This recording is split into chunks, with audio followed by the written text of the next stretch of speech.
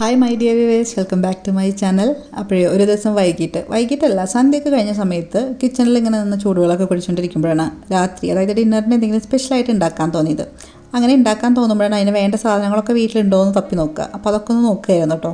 അങ്ങനെ കുട്ടികളോട് ചോദിച്ചപ്പോൾ അവർക്കും എന്തെങ്കിലും രാത്രിയിലേക്ക് സ്പെഷ്യലായിട്ട് വേണമെന്ന് പറഞ്ഞു. എന്നും ഈ ചോറും കറി ഉപ്പേരിയൊക്കെ തന്നെയല്ലേ കഴിക്കുന്നത്. അപ്പോൾ ഞാൻ വിചാരിച്ചു പൂരിയും ഒരു ചിക്കൻ കറിയും റെഡിയാക്കാമെന്ന്. അപ്പോൾ ഇതുപോലെ ഇടയ്ക്ക് ഓരോ പൊതുതയം വരുമ്പോഴാണ് കേട്ടോ ഞാൻ വെറൈറ്റി ആയിട്ടുള്ള പരാത്താസോ അല്ലെങ്കിൽ ഒന്നുമില്ലെങ്കിൽ പൂരിയും ചപ്പാത്തി ഉണ്ടാക്കും, അതിൻ്റെ കൂടെ എന്തെങ്കിലും സ്പെഷ്യലായിട്ടുള്ള കറിയൊക്കെ ഉണ്ടാക്കുക. അപ്പോൾ ഇന്നങ്ങനെ പൂരിയും അതിൻ്റെ കൂടെ ഒരു സ്പെഷ്യൽ ചിക്കൻ കറിയാണ് കേട്ടോ റെഡിയാക്കുന്നത്. അപ്പോൾ ഈ ഒരു റെസിപ്പിയുടെ പേരെന്ന് പറയുന്നത് ക്രീമി വൈറ്റ് ചിക്കൻ കറി എന്നാണ്. ഫ്രഷ് ക്രീമൊക്കെ ചേർത്തിട്ടുള്ള ചിക്കൻ റെസിപ്പിയൊക്കെ ഇഷ്ടപ്പെടുന്നവർക്ക് തീർച്ചയായിട്ടും ഇഷ്ടപ്പെടുന്ന ഒരു റെസിപ്പിയാണ് കേട്ടോ. അപ്പോൾ ആ ഒരു റെസിപ്പിയുടെ കാര്യങ്ങളൊക്കെയാണ് ഇന്നത്തെ നമ്മളുടെ ഈ ഒരു വീഡിയോയിൽ. അപ്പോൾ എന്തായാലും നമുക്ക് വേഗം എങ്ങനെ തയ്യാറാക്കാനൊക്കെ ഒന്ന് നോക്കാം കേട്ടോ.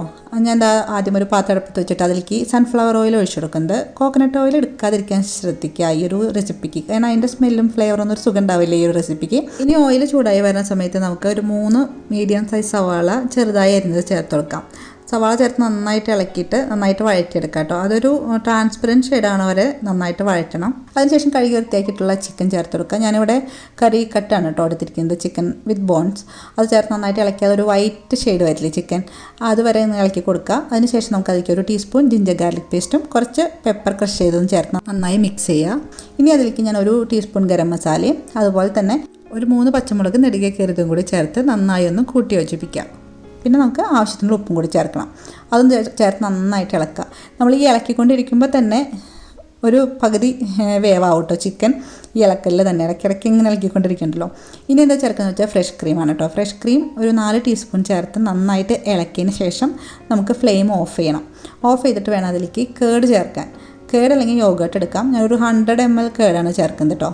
കേട് ചേർത്ത് നന്നായിട്ട് ഇളക്കി കൊടുക്കുക. എന്നിട്ട് നമുക്ക് ഫ്ലെയിം ഓൺ ചെയ്ത് വെച്ചിട്ട് ഒരു ലോ ഫ്ലെയിമിൽ വയ്ക്കാം. എന്നിട്ട് ഈ ഒരു കറിയിലേക്ക് ആവശ്യമുള്ള വെള്ളം ചേർത്ത് കൊടുക്കണം. അപ്പോൾ നമ്മൾ കേടും ഫ്രഷ് ക്രീമും ചേർത്തിട്ടുള്ള കാരണം അതിൽ നിന്ന് നമുക്ക് ഈ ഒരു കറിയിലേക്ക് വെള്ളം ഇറങ്ങി വരും. അപ്പോൾ ആ ഒരു അത് നോക്കിയിട്ട് വേണം നമ്മൾ ഇതിലേക്ക് വെള്ളം ഇനി ചേർക്കാനായിട്ട്. ഞാനൊരു 1/4 ഗ്ലാസും കുറച്ചും കൂടി വെള്ളം അതിലേക്ക് ചേർക്കുന്നുള്ളൂ. കാരണം ഈ ഒരു റെസിപ്പി എന്ന് പറയുന്നത് കുറച്ചിങ്ങനെ തിക്കായിട്ടിരിക്കുന്ന കൺസിസ്റ്റൻസിയിലുള്ളതാണ് കേട്ടോ. ഓവറായിട്ട് ഇങ്ങനെ വാട്ടറി ആയിട്ടുള്ളതല്ല. അപ്പോൾ വെള്ളം ചേർത്ത് നന്നായിട്ട് ഇളക്കിയിട്ട് അത് നന്നായിട്ട് അടച്ചു വെച്ചൊരു 15 മിനിറ്റ് വേവിക്കാൻ വയ്ക്കാം. 15 മിനിറ്റ് കഴിഞ്ഞ് നമ്മൾ തുറന്ന് നോക്കുമ്പോൾ നന്നായിട്ട് തിളച്ച് ചിക്കനൊക്കെ നന്നായിട്ട് കുക്കായിട്ടുണ്ടാവും.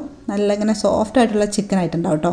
അപ്പോൾ ഒന്നും കൂടി ഇങ്ങനെ നന്നായിട്ട് ഇളക്കിയിട്ട് ചിക്കൻ വെന്തോന്നൊക്കെ ഒന്ന് നോക്കണം. അതിനുശേഷം കുറച്ചും കൂടി പെപ്പർ പൗഡർ ചേർത്ത് കൊടുക്കാം കേട്ടോ. എരിവിനനുസരിച്ച് നേരത്തെ നമ്മൾ ചേർത്തിട്ടുണ്ട്, അപ്പോൾ അത് നോക്കിയിട്ട് വേണം ചേർക്കാനായിട്ട്.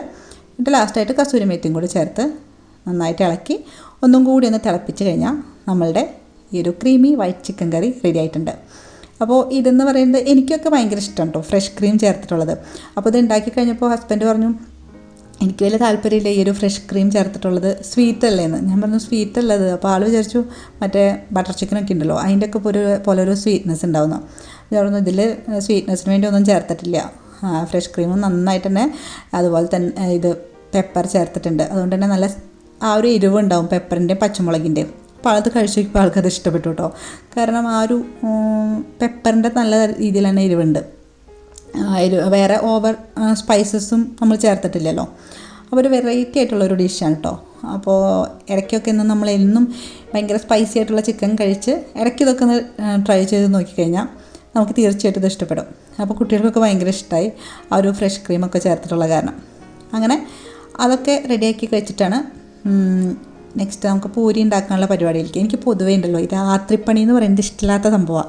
പിന്നെ ഇതുപോലെ ഞാൻ പറഞ്ഞില്ലേ ഇടയ്ക്കൊരു ഇത് തോന്നുകയാണ് രാത്രിയിൽ ഇങ്ങനെയൊക്കെ ഉണ്ടാക്കാൻ തോന്നിക്കഴിഞ്ഞാൽ അപ്പോൾ നമുക്കൊരു ഉഷാറ് തോന്നും ഉണ്ടാക്കാനായിട്ട്.